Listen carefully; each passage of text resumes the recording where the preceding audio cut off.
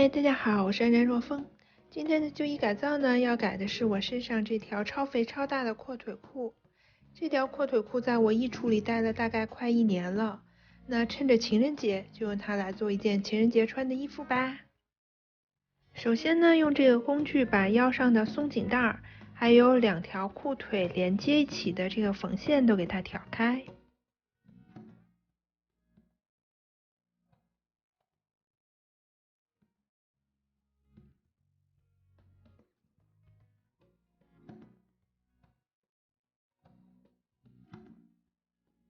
2条裤腿分开以后，我先把其中1条裤腿收起来备用。另外这条裤腿呢，把拆开的所有这些毛边都给它握回去2次缝起来。那么这部分呢，就是我未来衣服的主体。顺便说一下，它这个布料是弹性布料，而且它这个弹性布料非常的难缝。我用了专门的压脚，还有缝弹性布料的针，但是你还是可以看到我缝的非常的挣扎。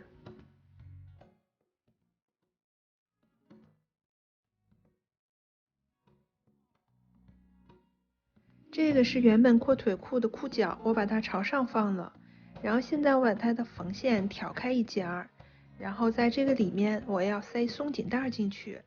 这一部分呢是我未来衣服的上缘，所以这个松紧带的长度呢是根据我的上胸围来决定的。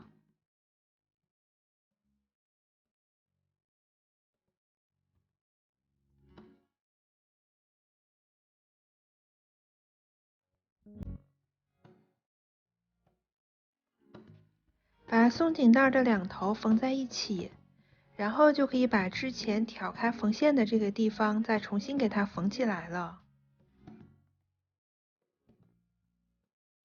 现在来处理另一条裤腿，我要把这条裤腿处理成一个规则的长方形。那么我先把裤子反面朝外给它翻出来，然后拿裤脚，也就是这条裤腿最窄的地方作为尺寸的参考，在这个裤子上标记出这个裤脚的宽度，然后把所有的标记用直线连起来。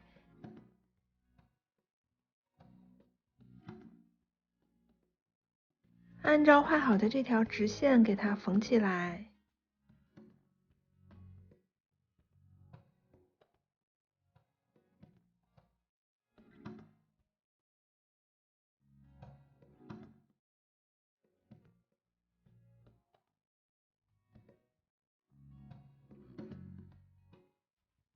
这是缝好的这条直线，缝线外的部分就可以给它剪掉了。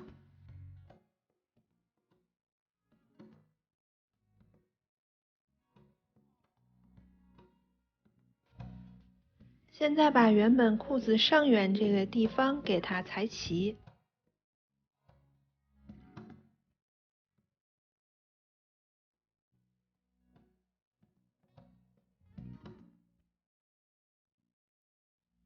然后我先把裤子的正面给它翻出来。